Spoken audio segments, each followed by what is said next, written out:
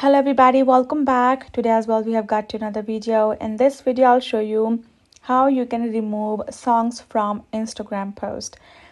But before that, please do make sure to like our video, subscribe our channel, and yes, without any further delay, let's start. For that, simply go ahead, open up your Instagram app, and then go to your profile at the bottom right corner and simply scroll through the post that you have where you have added a song. So let's say this is the post, and I have this song because you can see the song name is given on top and you have this little song icon, right?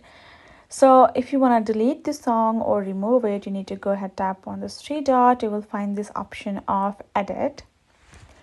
Now edit only lets you edit your caption, your location and information, but there is no way you can remove a song from it. You have to entirely delete your post. So what you need to do is you need to simply go ahead and tap on this three dot again, and then simply have to go ahead, tap on delete option and delete your entire post and repost with no song at all, or the different one that you want to remove, this different one that you want to replace.